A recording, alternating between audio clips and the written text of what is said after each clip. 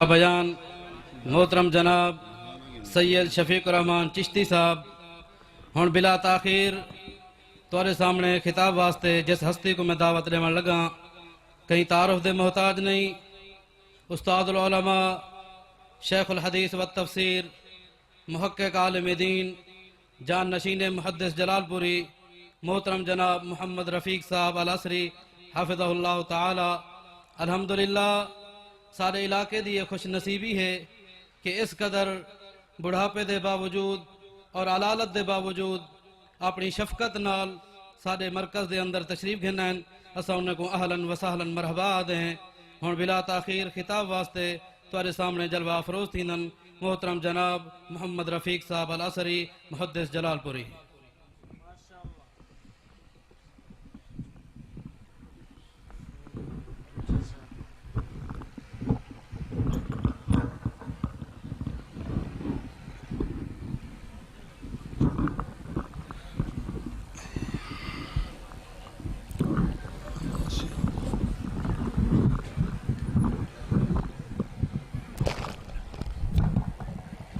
ज़्यादा करीब करने की क्या ज़रूरत है।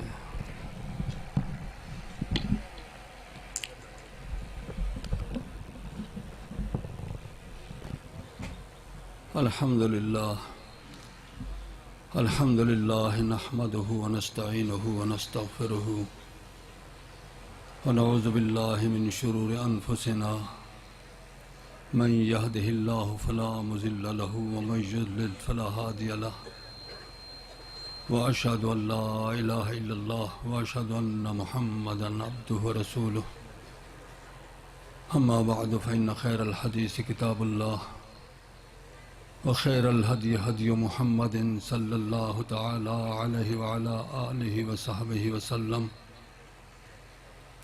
व शर्रल उमूरि मुहदसातुहा व कुल्लु मुहदसतिन बिदअह व कुल्लु बिदअतिन ज़लालह व कुल्लु ज़लालतिन फिन्नार। औज़ु बिल्लाहि मिनश शैतानिर रजीम वअतसिमु बिहब्लिल्लाहि जमीअन वला तफर्रक़ू वक़ाल रसूलुल्लाहि सल्लल्लाहु अलैहि वसल्लम ला यज़ालु ताइफ़तुम मिन उम्मती ज़ाहिरीन अलल हक़्क़ ला यज़ुर्रुहुम मन ख़ज़लहुम औ ख़ालफ़हुम। अल्लाहुम्मा सल्लि अला मुहम्मदिन व अला आलि मुहम्मदिन कमा सल्लैता अला इब्राहीम व अला आलि इब्राहीम इन्नका हमीदुम मजीद। मोहतरम हाज़रीन,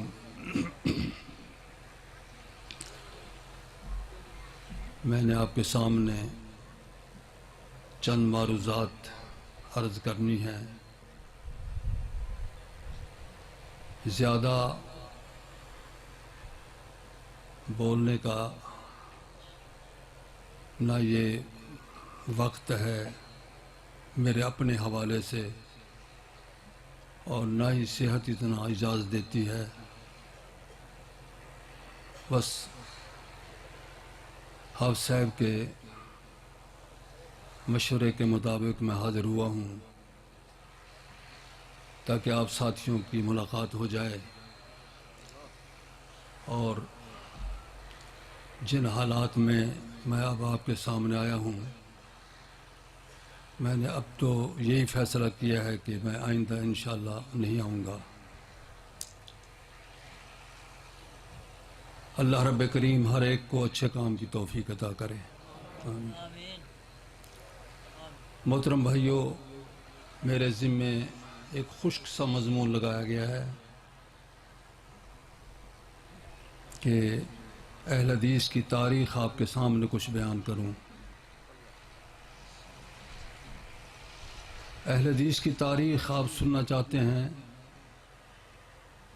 तो उसके लिए महदूद से वक़्त में इशारे ही किए जा सकते हैं। ये 1400 साल और उसके बाद अब 15वीं सदी चल रही है, उसकी तारीख़ है। जब से रसूल अकरम सल्लल्लाहु अलैहि वसल्लम ने ऐलान किया है कि मैं अल्लाह का रसूल हूँ और तमाम इंसानों की तरफ मुझे रसूल बना के भेजा गया है। और इस निदा पे सबसे पहले जो लब्बैक कही बालिग मर्दों में वो सैयदना अबू बकर सिद्दीक थे। अहल हदीस का तारीख़ उसी वक़्त से शुरू हो गई कि अहल हदीस का मकसद, मतलब और उनका मनहज वो है क़ाल अल्लाह व क़ाल रसूल पर अमल करना। तो जब सैयदना अबू बकर सिद्दीक ने फरमाया अशहदु अल्ला इलाहा इल्लल्लाह व अशहदु अन्ना मुहम्मदर रसूलुल्लाह, तो गोया उन्होंने क़ाल अल्लाह व क़ाल रसूल पर अमल करने का अक़ीदा अपने दिल में बिठा लिया। सहाबा किराम रिज़वानुल्लाह अलैहिम अजमईन की पूरी ज़िंदगी वो इसी दायरे में घूमती है कि अल्लाह ने क्या फरमाया और रसूल पाक सल्लल्लाहु अलैहि वसल्लम ने क्या फरमाया, उस पर अमल करना है, उसके मुताबिक अक़ीदा बनाना है।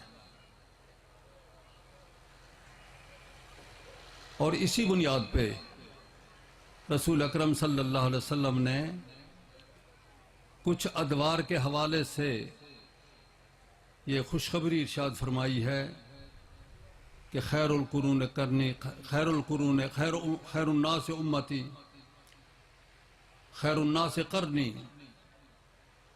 सुम्मल्लज़ीना यलूनहुम। इंसानों में बेहतर दौर मेरा दौर है, मेरा कर्न है, फिर उनके बाद वालों का दौर, फिर उनके बाद वालों का दौर। ये 3 कुरून उमूमी तौर पर मुसलमान इसी नहज पे चलते रहे, अपने अकीदे में, अपनी अमली जिंदगी में कि अल्लाह ने क्या फरमाया और अल्लाह के रसूल ने क्या फरमाया, हमने उसके मुताबिक रहना है, उसके मुताबिक करना है। अब किसी भी अजीम शख्स की जो इस दौर में था उसकी जिंदगी का मुताला करें, उसमें आपको यही बात मिलेगी। सैयदना अबू बकर रज़ियल्लाहु ताला अन्हु से किसी ने पूछा दादे का कितना हिस्सा आता है? फरमाते हैं मुझे मालूम नहीं, मैं पूछ के बताऊंगा। साहबा किराम में ऐलान फरमाया कि किसी के पास अल्लाह के रसूल की बात हो तो बताओ कि दादे का कितना हिस्सा है। एक साहबी ने अर्ज की, या रसूल अल्लाह सल्लल्लाहु अलैहि वसल्लम आपने 6ठा हिस्सा दिया था। सैयदना अबू बकर सिद्दीक रज़ियल्लाहु ताला अन्हु ने 6ठे हिस्से का फैसला दिया। इसी तरह सैयदना उमर रज़ियल्लाहु ताला अन्हु के सामने बहुत से क़ज़ाए आए, बहुत से फैसले आए, उनमें फैसला इसी अंदाज पे होता था कि अल्लाह के कुरान में क्या है और अल्लाह के रसूल के फरमान में क्या है। इल्मी तौर पे और अमली तौर पे ये तीनों दौर इस बात के बेहतरीन नमूना है। और फिर इस दौर में जो अल्लाह और उसके रसूल की बातें हासिल की गईं उस पर अमल हुआ पूरे मुआशरे में, अकीदे के हवाले से और अमल के हवाले से। अमल का ताल्लुक चाहे सियासत से था, चाहे तिजारत से था, घरेलू जिंदगी से था, एक दूसरे के हुकूक और एक दूसरे के ताल्लुकात से था। किसी भी अंदाज से उनका मामला था तो मनहज यही था कि अल्लाह ने क्या फरमाया और अल्लाह के रसूल ने क्या फरमाया। ये इल्म नबी इस दौर के बेहतरीन इंसानों के पास महफूज था, उनके सीनों में, और बहुत सोने तहरीर भी कर लिया था। और फिर इन्होंने मुंतकिल किया इस नजरिए को, इस अकीदे को, इस तर्ज अमल को, इस मनहज जिंदगी को अगली नस्ल में। उन्होंने भी इसी तरह महफूज किया अपने सीनों में, अपने अमल में, और किताबतन तहरीर में।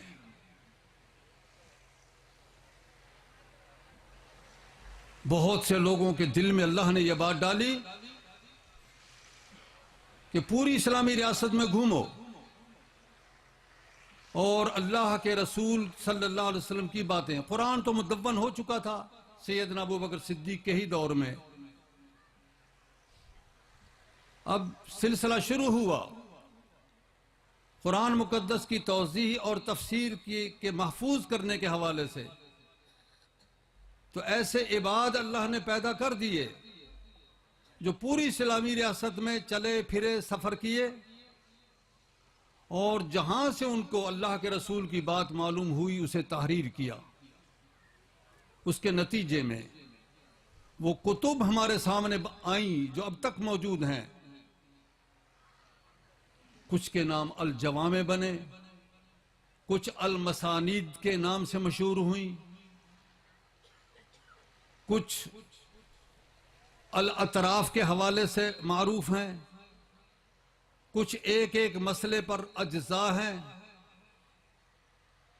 कुछ अल माजिम के अंदाज की हैं। बहरहाल मुख्तलिफ अंदाज से अल्लाह के रसूल सल्लल्लाहु अलैहि वसल्लम का बयान फरमूदा इल्म, बयान करदा इल्म वो महफूज कर लिया गया। और उनमें सबसे बड़ा मकाम पाया सियासत के मुअल्लिफीन ने। ये अहलुल हदीस की बुनियादी तारीख है जो रहती दुनिया तक कायम रहेगी। इमाम बुखारी रहमतुल्लाह के दौर में और उनके दीगर शागिर्दों के दौर में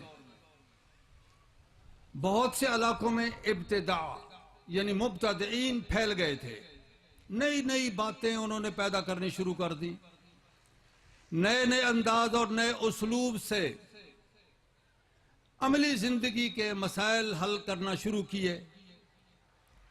लेकिन अहलुल हदीस के इन अइम्मा इज़ाम ने उन तमाम तरीकों को जो उनके खुद साख्ता थे मुस्तरद किया और अपनी किताबों में एक ही तरीक महफूज किया कि जिंदगी में पेश आमदा किसी भी मसले का हल या कुरान मुकद्दस की किसी आयत से होगा या इमाम अल अंबिया मोहम्मद रसूलुल्लाह सल्लल्लाहु अलैहि वसल्लम के किसी फरमान से होगा। सही बुखारी को आप पढ़ें, उसमें आपको यही बात मिलेगी। इमाम मुस्लिम की अस्सही में यही बात है। इमाम तिरमिज़ी के अल जामे इसी में भरपूर है, और इसी तरह दीगर कुतुब। इनसे पहले जो तबके थे अइम्मा इज़ाम के, वो भी अइम्मा अहले हदीस हैं और हमारे मुक्तदा है, इस माने में कि उन्होंने अल्लाह और उसके रसूल सल्लल्लाहु अलैहि वसल्लम की हिदायत महफूज करके हम तक पहुंचाई हैं, ताकि हम और क़यामत तक आने वाली नस्लें उन पर अमल कर सकें और अपनी जिंदगी के मसाइल हल कर सकें। यह तारीख का, अहले हदीस की तारीख का एक दौर है इल्मी अंदाज का। सियासी अंदाज में अगर आप देखना चाहें तो पहली सदी का इख्तिताम है। इस्लामी रियासत के दीगर इलाकों के हवाले से मैं बात नहीं करनी चाह रहा, मैं अपने इलाके की तरफ आता हूं। हिंदुस्तान की फतह के लिए सबसे पहले सिंध फतह हुआ और सन 93 में मोहम्मद इब्न अल कासिम की क़यादत में इस्लामी लश्कर दैबल की बंदरगाह तक पहुंचा। सन 93 हिजरी, यानी रसूल अकरम सल्लल्लाहु अलैहि वसल्लम की हिजरत को 93 साल हुए थे। उस वक़्त वो इमाम जिनकी तकलीद की जाती है कोई भी इस पोजीशन में नहीं था कि उनकी तकलीद होती। सैयदना इमाम अबू हनीफा रहमहुल्लाह उस वक्त 13 साल की उम्र में थे और बाकी अइम्मा किराम दुनिया में ही नहीं थे, पैदा ही नहीं हुए थे अभी तक। इब्तदान तादाद थोड़ी थी, लेकिन 2 साल की मेहनत के बाद सन 95 हिजरी में जब ये जैश इस्लामी लश्कर हमारे मुल्तान तक पहुंचता है तो उनकी तादाद 50,000 थी। 50,000 की जो तादाद थी, उनका अमल क्या था? ये मुक्तदा तो थे ही नहीं, जिनकी तकलीद बाद में लोगों ने लाजिम करार दी। ये बुजुर्ग दुनिया में नहीं थे सिवाय इमाम अबू हनीफा के, वो 13 साल की उम्र में थे। तो ये 50,000 जो लोग इधर आए, इनका अकीदा क्या था और इनका अमल क्या था? एक रिवायत से पता चल जाता है। मोहम्मद इब्न कासिम को यह शौक पैदा हुआ कि मैं अपनी फौज का झंडा जो बनाऊं तो उस तरह का होना चाहिए जो इमाम अल-अंबिया हजरत मोहम्मद रसूलुल्लाह सल्लल्लाहु अलैहि वसल्लम का था। उन्हें मालूम नहीं कि रसूल अकरम सल्लल्लाहु अलैहि वसल्लम का झंडा किस तरह का था। अपने खादिम को भेजते हैं कूफे में बरा इब्न आजिब सहाबी के पास, वो उस वक्त जिंदा थे। उनका नौकर खादिम उनसे जाके पूछता है कि जनाब, आप रसूल अकरम सल्लल्लाहु अलैहि वसल्लम की दोस्ती में रहे हैं, आप सल्लल्लाहु अलैहि वसल्लम का झंडा कैसा था? उन्होंने बताया कि इस तरह का झंडा था। तो उसी तरह का झंडा तैयार कराया मोहम्मद इब्न कासिम ने, जो इस्लामी फौज के जनरल थे। अब यहां इसी एक मिसाल से आप अंदाजा लगाएं कि वो लोग महज अपने तखमीने से काम नहीं लेते थे, वो अपने किसी भी मामले में आम मामला तो उनके सामने थे। नमाज किस तरह पढ़ी जाती है, जिंदगी कैसे गुजारी जाती है, मियां बीवी के क्या हुकूक हैं, तिजारात के क्या उसूल हैं, ये सारे उस सोसाइटी में मारूफ थे और पूरी मिल्लत उस पर अमल कर रही थी।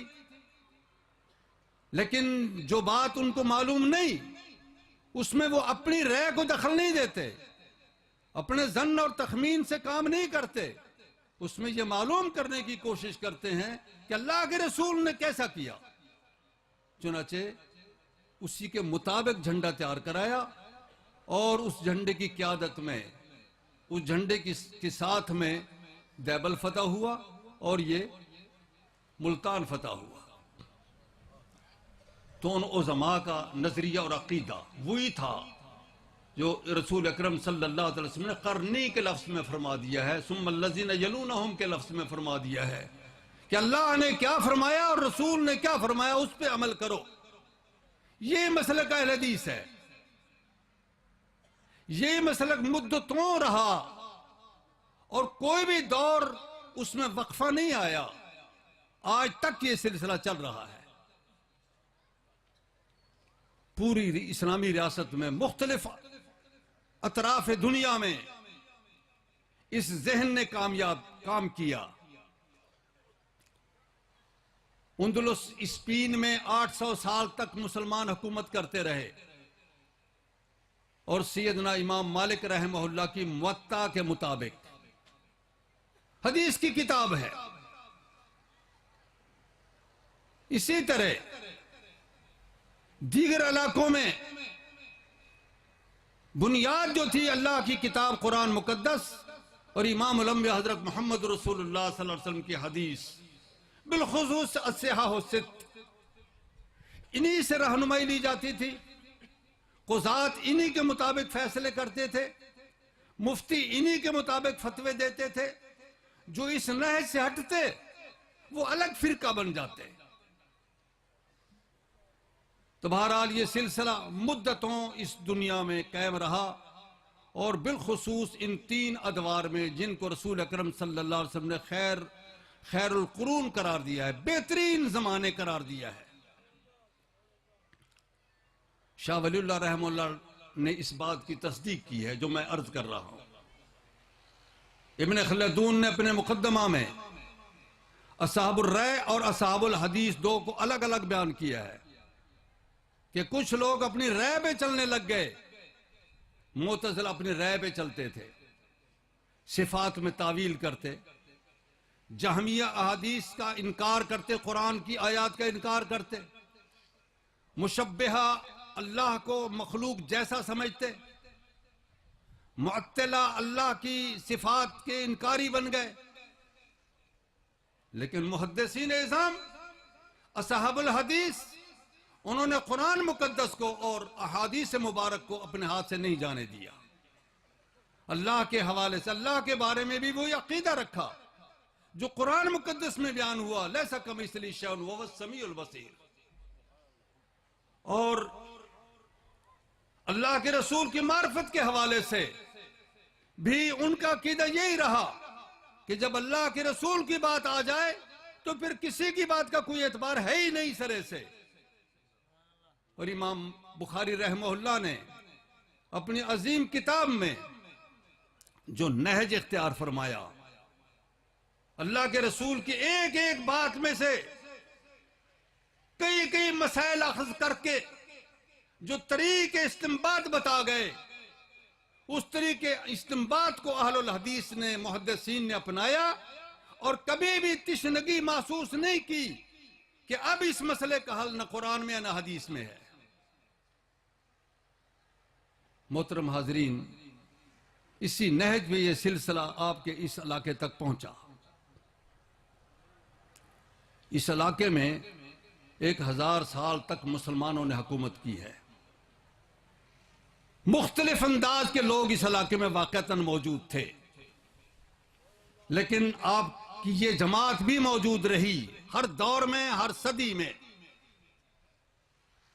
जो दुनिया को यही बताते रहे।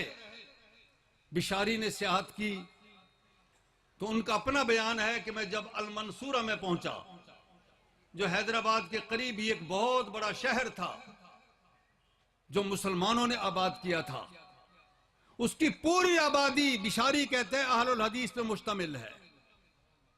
उसके लफ्ज हैं यही, पूरी आबादी 4 मील तक का वो कहता है कि ये शहर है और उसकी पूरी आबादी अहलुल हदीस की है। सुल्तान महमूद गजनवी, आप उससे मुतारिफ हैं, वो उसने तकरीबन 16 या 17 हमले किए हिंदुस्तान के इलाके पे।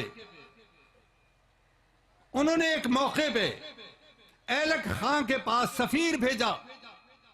तारीख फरिश्ते वाला लिखता है कि यके अज मर्दमान अहल हदीस फरिस्ताद ब ऐलक खां, कि ऐलक खां के पास अपना कासिद अहलुल हदीस का एक जवान भेजा था।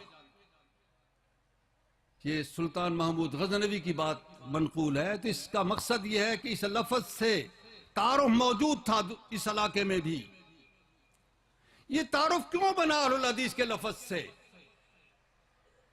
हैं तो वही लोग जिन्हें सहाबी कहते हैं, ताबीन कहते हैं, तबा ताबीन कहते हैं, मुहद्दिसीन असहाबुल हदीस कहते हैं। अहलुल हदीस का लक़ब इसलिए पड़ गया कि जब इब्तिदा आम हुआ, मुब्तदीन मुख्तलिफ फिरके मैदान में आ गए, तो इनका कहना यह होता था कि भाई फैसल अल्लाह के रसूल की बात होगी, अल्लाह के रसूल की बात बताओ, वो क्या है, हदीस क्या है।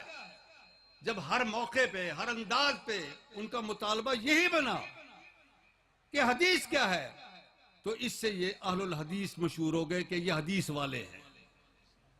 ये लक़ब है, कोई फिरका नहीं है। जब इस बर्रे सगीर में तहरीक हदीस के लिए काम हुआ तो उस वक़्त भी यही अहलुल हदीस के नाम से मारूफ हो गए। मोहतरम साथियों, आपके इल्म में है, मैं अब थोड़े से वक़्त में क्या मैं पाकिस्तान के हवाले से आपकी तारीख दोहरानी चाहता हूं। पाकिस्तान क्यों बना? दो कौमी नजरिए के तहत कि इस बर्रे सगीर में दो कौमें रहती हैं, एक गैर मुस्लिम, एक मुस्लिम। गैर मुस्लिम में हिंदू भी आते हैं, सिख भी आते हैं, तमाम अक़वाम आती हैं, और दूसरे मुस्लिम। इनकी तहजीब अलग है, उनकी तहजीब अलग है, इनका रहना सहना अलग है, उनका रहना सहना अलग है, इनकी जिंदगी के अतवार अलग हैं, उनकी जिंदगी के अतवार अलग हैं, इनके खुर्दोनोश के मसाइल अलग हैं, उनके खुर्दोनोश के मसाइल अलग हैं। तो दो कौमें बन गई। एक तीसरी कौम यहां आ फंसी, वो थे अंग्रेज। बहुत दूर से चले, छोटे से किते से निकले तिजारत करने के लिए, और तिजारत के हवाले से फैलते फैलते हिंदुस्तान के बहुत बड़े इलाके पे काबिज हो गए। असहाब दानिश, साहब बीस बसीरत असहाब इस बात को खूब जानते हैं। मैं सिर्फ इशारे में बात कर रहा हूं। जब हिंदुस्तान के एक बड़े इलाके में इनका कब्जा हो गया, तो यहां के मुसलमान तड़प उठे कि यह बात तो बहुत गलत है कि मुस्लिम कौमियत, इसको पामाल किया जा रहा है कि 1000 साल तक मुसलमानों ने यहां हुकूमत की है। उन हुकूमतों में अमलदारी, जिसमें कज़ा है, जिसमें सेहत है, जिसमें तालीम है, बुनियादी चीजें, ये उलमा, जिन्हें आज आप उलमा कहते हैं, उनके पास थी। कज़ा का ओहदा, जिसे आप ये इंसाफ का इदारा कहते हैं आजकल, जिससे जज बनते हैं, वकला बनते हैं, ये सारा निजाम उलमा के पास था। सेहत तिब का मुकम्मल इंतजाम इन्हीं के पास था, और तालीम, मुअल्लिमीन, यही लोग होते थे, उलमा जिन्हें कहा जाता है। अंग्रेज जिस इलाके पे गालिब आते गए, इन तीनों इदारों पे कब्जा किया कि ये बुनियादी इदारे हैं जिनका बरह रास्त ताल्लुक पब्लिक के साथ है। चूंकि हुकूमत मुसलमानों से छीनी गई थी, इसलिए उलमाए इस्लाम को तशवीश लायक हो गई। वो यहां से निकल के सियासी तौर पे उनका मुकाबला ना कर पाए। मुसलमानों के इंतशार की वजह से, बहमी लड़ाइयों की वजह से, अंग्रेज की अय्यारी और चालाकियों की वजह से, उनके साजिशी जहन की बुनियाद पे, और जो मरकज था मुसलमानों का दिल्ली, उसकी कमजोरी की वजह से अंग्रेज छाते चले गए। तो मुस्लिम उलमा और मुफक्किरीन को तशवीश पैदा हुई कि ये बहुत गलत अंदाज में बढ़ते जा रहे हैं ईसाई। और उधर पंजाब में पोजीशन ये थी आपके इस इलाके में कि सिख गालिब थे, सिखों ने ऊधम मचाया हुआ था, मसाजिद इसको इस्तबल बना चुके थे, नमाजों में अजानें देना बंद करा दी गई थी, नाम निहाद मुसलमान रह गए थे, बहुत परेशानी का आलम था। अब वो लोग अपने इलाके से निकल के सरहद के इलाके में चले गए, पिशावर से परली तरफ। चूंकि पहले सिख आते थे, इनके साथ मुकाबले शुरू हुए। एक वक्त ऐसा आया कि पिशावर पे उनका कब्जा हो गया, पिशावर पे इस्लामी रियासत कायम कर दी गई, काजी मुकर्रर हो गए, ऐम्मे मसाजिद मुकर्रर हो गए, और आगे बढ़ने की सकीमें बनने लगी कि साजिशी ज़हन ने और मुसलमानों की कम फहमी ने बहुत बड़ी गलती की, जिसके नतीजे में उस वक़्त के कुज़ात और अइम्मा किराम जिस पूरे इलाके में मुकर्रर कर दिए गए थे, उनको शहीद कर दिया गया एक साजिश के तहत। और मुकाबला आ ठहरा बालाकोट में। आपको पता है ये लोग कौन थे? बस मैं यही बतानी चाहता था अपनी तारीख में, ये दो कौमी नजरिए के पहले हामिल हैं इस इलाके में। गलत कहते हैं कि फलां ने दो कौमी नजरिया, ठीक है उनकी खिदमात है, मैं आगे अर्ज करता हूं, लेकिन सबसे पहले जो इस इलाके में दो कौमी नजरिए का तस्वर पेश किया वो इन मुजाहिदीन ने किया था जो सिखों से लड़ते रहे। और फिर सिखों के बाद उनका मुकाबला आराई अंग्रेज के साथ हुई, और अंग्रेज को 1947 तक नाकों चने चबवाते रहे, उनको परेशान रखा। और बिलाखिर कश्मीर में जो हिस्सा आजाद हो चुका है उसमें उन मुजाहिदीन ने अमलन हिस्सा लिया। वो मुजाहिदीन पटने के मुजाहिदीन थे, अंबाले के मुजाहिदीन थे, मालदा के मुजाहिदीन थे, और वो जनाब आजमगढ़ के मुजाहिदीन थे। अफराद यहां से निकल के गए।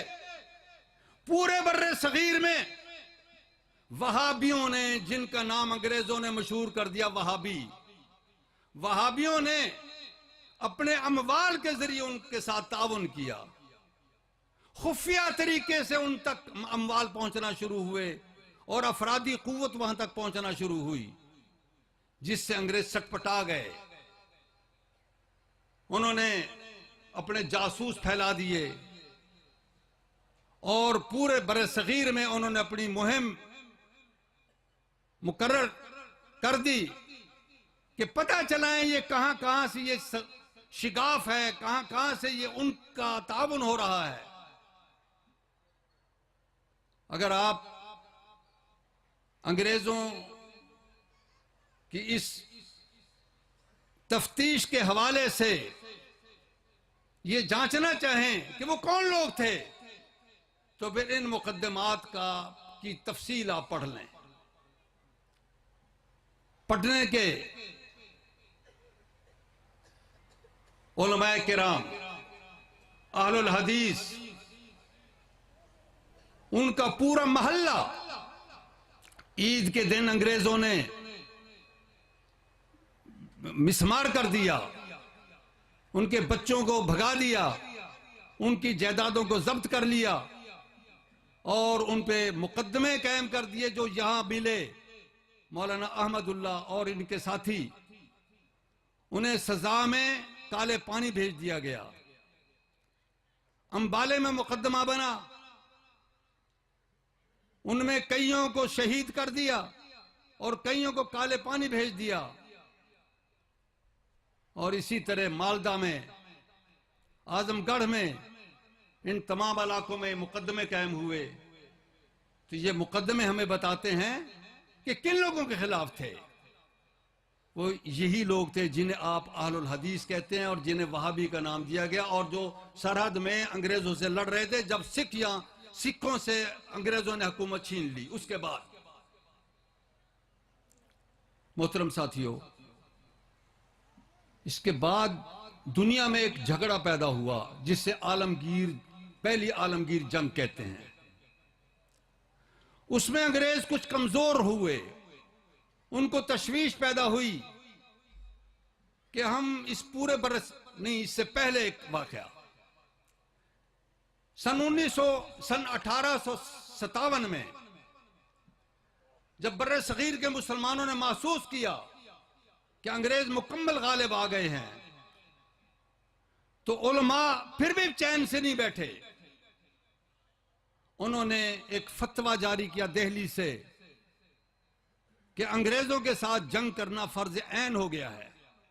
ये ईसाई हैं, गैर मुस्लिम हैं, मुसलमानों से इन्होंने इलाका छीना है, लिहाजा हमारे ऊपर फर्ज है कि हम इनके साथ जिहाद करें।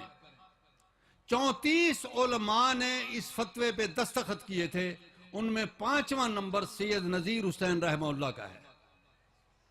5वां नंबर सैयद नजीर हुसैन रहमहुल्लाह का, जो अहलुल हदीस के बहुत बड़े उस्ताद हैं और तकरीबन पूरे बर्रे सगीर में बल्कि दुनिया के बहुत से मुल्कों में उनके शागिर्द फैले हुए हैं।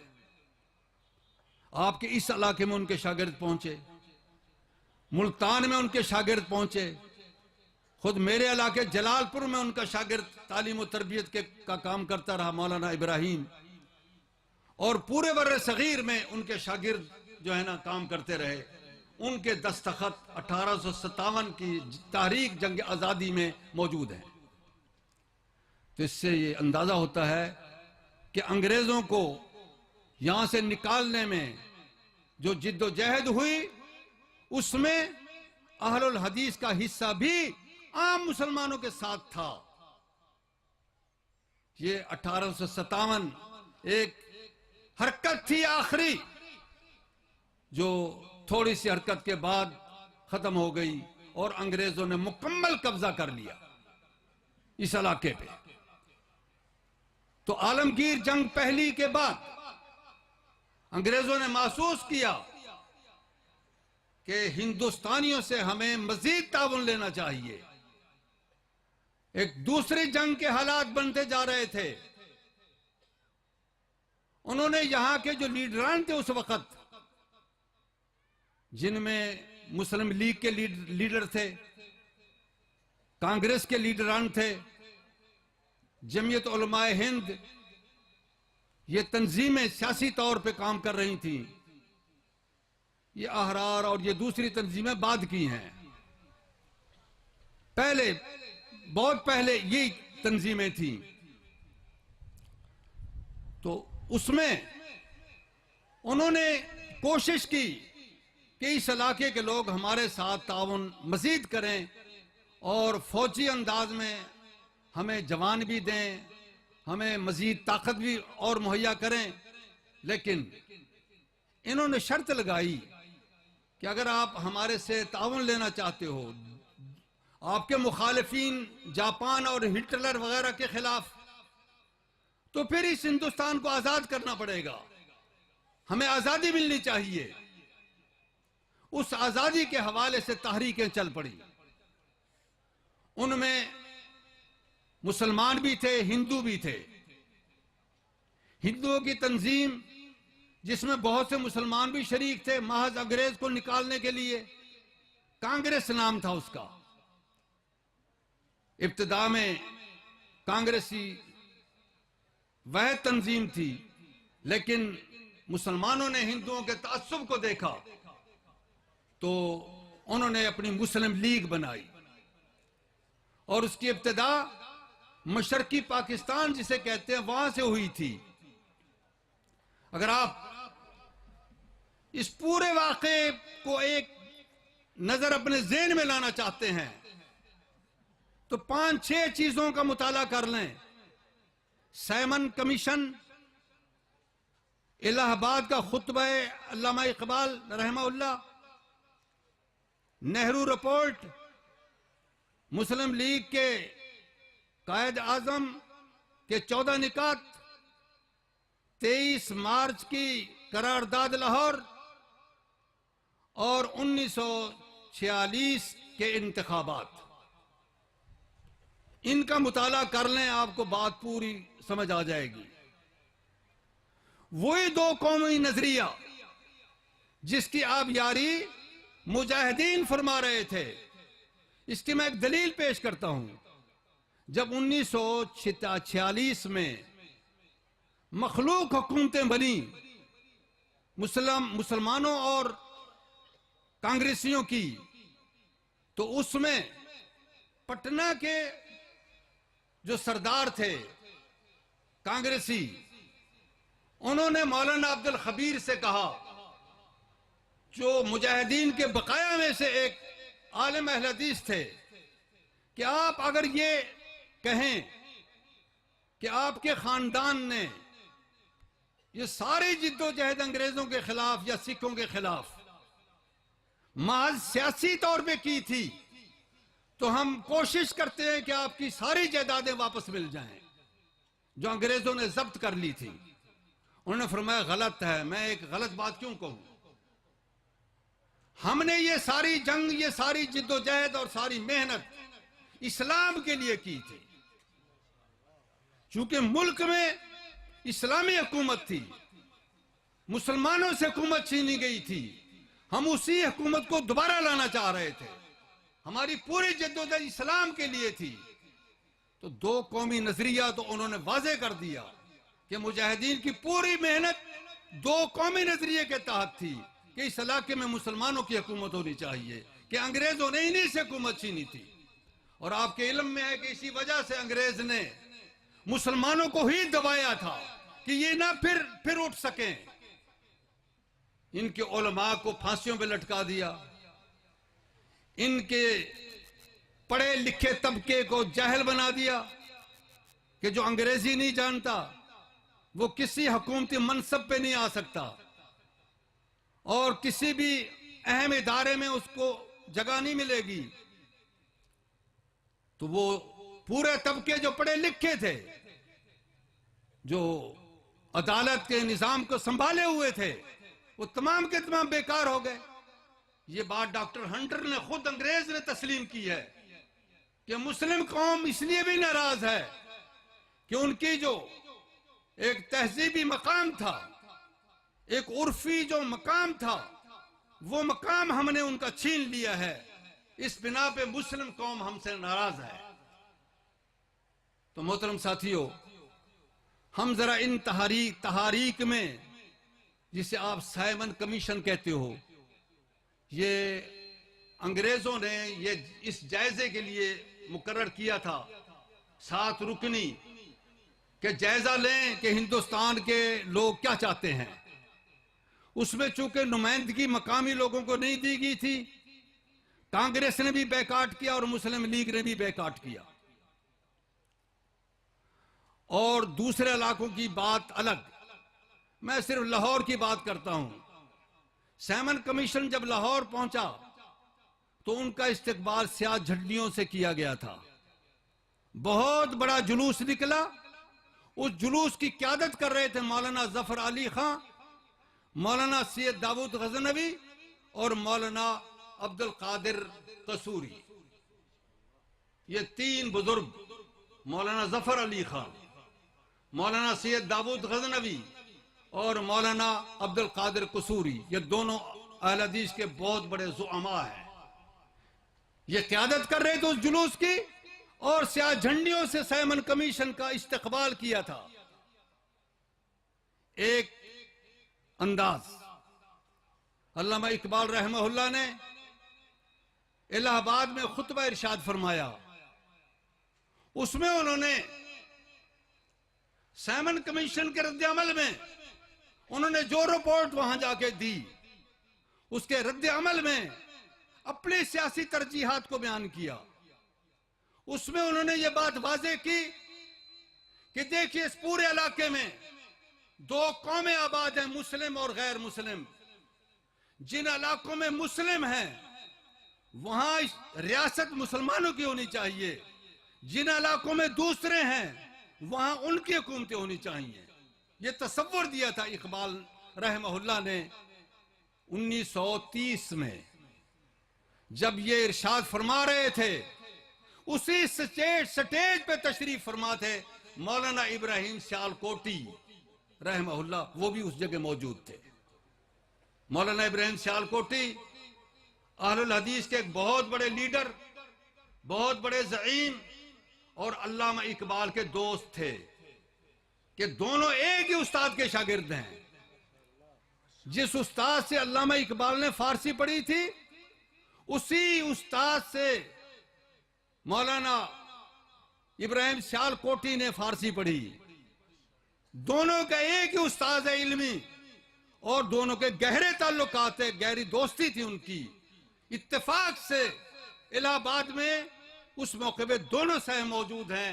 मौलाना इब्राहिम सियालकोटी की मौजूदगी में अल्लामा इकबाल रहमहुल्लाह ने जो खुतबा इरशाद फरमाया था और जिसको बाद में निशान राह करार दिया गया पाकिस्तान के लिए, इसके बाद नेहरू रिपोर्ट आई जिसमें उसने पूरे बर्रे सगीर में हिंदुओं की बर्तरी के मशवरे दिए और उनमें मुसलमानों को दबाने की कोशिश की।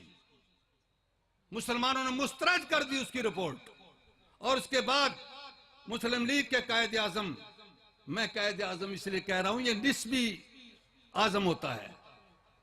बड़ा आजम तो इमाम अल अंबिया मोहम्मद रसूलुल्लाह है। अंबिया में, पूरी कायनात में मोहम्मद अली जना को हम कायद कहते हैं इस माने से कि इस इलाके में सियासी जो क्यादत की थी उनमें बड़े थे वो। ये एक निस्बी इजाफत होती है, इसलिए कोई हर्ज नहीं है इसमें कहने में। कायद थे उस वक्त, मुसलमानों की रहनुमाई कर रहे थे कि मुसलमानों को क्या करना चाहिए। तो उन्होंने 14 निकात पेश किए। उन्होंने मुसलमानों को हुकूक को महफूज करने की कोशिश की उन 14 निकात में, और हिंदुओं की जो साजिश थी उसको मुस्तरद किया। जिसके बाद फिर करारदाद आती है 23 मार्च की लाहौर से। उस करारदाद लाहौर में तो साफ निशान मुतय्यन हो गया कि मुस्लिम कौम ने कौन सा रास्ता इख्तियार करना है, जिसके नतीजे में 1947 में पाकिस्तान का क़याम मुमकिन हो सका। आपको मालूम है जिस वक्त ये करारदाद मकासद पेश की जा रही थी, उसी जलसे में मौलाना इब्राहिम सियालकोटी भी मौजूद थे और एक और अजीम शख्स भी मौजूद थे, जिनके आबा अजदाद ने, जिनकी तंजीम ने पूरे 150 साल से मुस्लिम कौमियत का नारा बुलंद किया हुआ था इस बर्रे सगीर में। मुजाहिदीन, उनका अमीर, उनका लीडर, जिसकी गिरफ्तारी के वारंट जारी कर चुके थे अंग्रेज, वो भी उसके अंदर मौजूद था। लेकिन हुलिया बदल के, शक्ल बदल के, लंबी दाढ़ी, मूछें लंबी, पता नहीं मसनूई थी या कैसी। देखने वाले का बयान है कि मैं पहचान गया, लंबी लंबी मूछें, लंबी सारी दाढ़ी और बड़े बड़े तस्बीह के दाने हाथ में लेके तस्बीह फेर रहा है, और बड़े बड़े बाल जो उसके कंधों से नीचे गिर रहे थे, जिस तरह मलंग होते हैं। गले में एक माला और कुर्ता लंबा जो उनकी पिंडली तक पहुंच रहा था, सादा से जूते।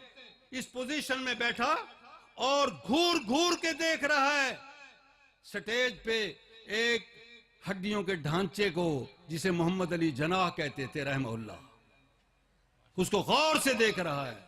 और उसकी आंखों में जो चमक है कि इस शख्स ने उस मिशन को अपनाया है जो मिशन हमारा था कि अंग्रेज को यहां से भगाओ और मुस्लिम कौमियत के हवाले से इस इलाके में मुस्लिम एक रियासत होनी चाहिए, मुसलमानों की एक हुकूमत होनी चाहिए। ये शख्स इस जिद्दोजहद में है और इस काम में लगा है। इस खुशी में वो उसको देखे जा रहा था। जो ही लोग उठे वो ऐसा गायब हुआ, फिर उसका कोई पता नहीं चला किधर गया। वो खुफिया तौर पे आए थे और वो थे मौलाना फजल इलाही रहमहुल्लाह, मुजाहिदीन के अमीर मौलाना फजल इलाही अमीरुल मुजाहिदीन। वो उस मौके पे तशरीफ फरमा थे। तो मोहतरम साथियों, ये हालात थे जिसके नतीजे में 1946 में इंतखाबात हुए इस पूरे इलाके में। वो भी इस जांच के लिए कि इस इलाके में मुस्लिम लीग की क्या पोजीशन है और कांग्रेस की क्या पोजीशन है। उसमें मुसलमानों ने साबित कर दिया कि मुसलमान तंजीमें जो हैं, मुस्लिम कौम जो है, वो इस माने में मुस्लिम लीग के साथ है। और आपकी याददाश्त के लिए एक और बात बताता चलूं, जमीयत उलमाए हिंद 1918 में ये बनी थी और मौलाना सनाउल्लाह अमृतसरी ने इसकी तजवीज पेश की थी कि हिंदुस्तान में उलमा की एक तंजीम होनी चाहिए। उसमें हनफी उलमा और अहले हदीस उलमा शरीक थे। पंजाब की जो मजलिस मुंतज़िमा उसमें मुकर्रर की गई थी, मौलाना सनाउल्लाह रहमतुल्लाह की तजवीज़ और दीगर अकाबरीन वो भी उनके साथ शामिल थे, जिनमें हनफी उलमा भी थे, अहले हदीस उलमा भी थे। तो पंजाब में जो मजलिस मुंतज़िमा मुकर्रर की गई थी उसमें मौलाना सनाउल्लाह अमृतसरी का नाम और मौलाना दाऊद गज़नवी का नाम और मौलाना अब्दुल कादिर कसूरी, जिसका मैंने पहले जिक्र किया है, उनका नाम, ये तीनों, ये मजलिस मुंतज़िमा पंजाब के जो थे इन्हीं को मुकर्रर किया गया था। जब अमृतसर में एक बहुत बड़ा घिनौना काम किया था इन्होंने, अंग्रेजों ने, एक बहुत बड़ा जलसा हो रहा था, अंग्रेज ने गोली चलवा दी और सैकड़ों की तादाद में इंसान मारे गए, तो उसके खिलाफ एक जलसा बना था। उस जलसे का एहतमाम किया था मौलाना सनाउल्लाह अमृतसरी ने। उसमें जनाब मोहम्मद अली जना भी तशरीफ लाए थे और मौलाना सनाउल्लाह के हुस्न इंतजाम की उन्होंने तारीफ फरमाई थी। इसके बाद मौलाना दाऊद गज़नवी रहमतुल्लाह सन 46 में कांग्रेस से इस्तीफा दे के मुस्लिम लीग में शामिल हो गए। मौलाना सनाउल्लाह तो पहले ही शामिल थे, मौलाना मीर सियालकोटी भी पहले ही शामिल थे और इस इलाके के पूरे मुसलमान मुस्लिम लीग का साथ दे रहे थे। खुद हमारे इलाके में जब ये 1946 का इंतखाब हुआ तो जलालपुर वालों ने भी मुस्लिम लीग के नुमाइंदों को कामयाब कराया था और यूनियनिस्ट पार्टी के नुमाइंदों को उन्होंने वोट नहीं दिए थे। तो ये हकायक हैं। पाकिस्तान की तहरीक में जिस तरह दीगर अपना बर्रे सगीर मुसलमान शरीक थे, उसमें ये अहलुल हदीस भी बराबर के शरीक थे और इस जद्दोजहद में उनका भी एक अमल दखल था। इस तारीख में तिश्नगी रहेगी अगर मैं साथ उस हवाले से बात न करूं कि मुसलमानों में फिक्री इस्लाह के लिए इनका क्या किरदार रहा। फिक्री इस्लाह के लिए इन्होंने हर इलाके में,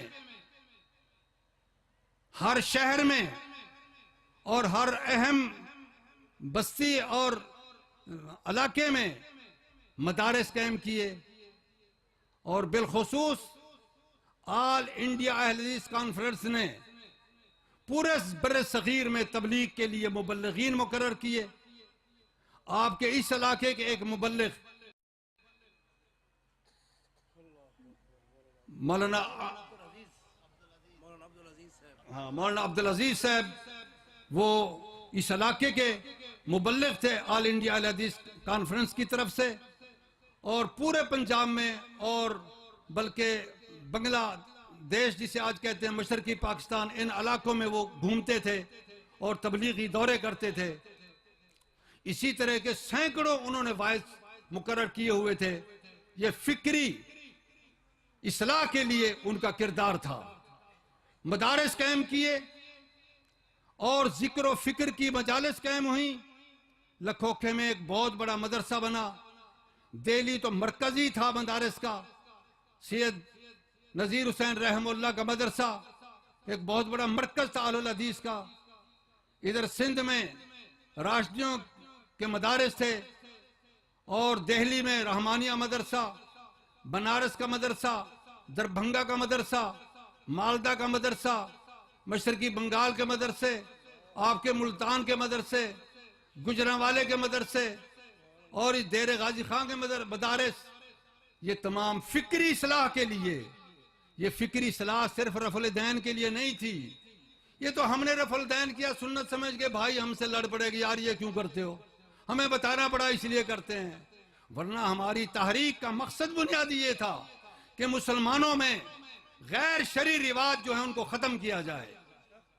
हम साए हिंदुओं की मुसाहबत की बुनियाद पे जो हमारी जिंदगी में लाशोरी तौर पे रस्म रिवाज उनके आ गए उनको खत्म किया जाए। जो अकायद उनके हमारे अंदर घुस आए हैं उनको निकाला जाए। जो नए मुसलमान बने और नए मुसलमानों में पुराने मजहब के तासुरात जो बाकी रहे उनको दुरुस्त किया जाए।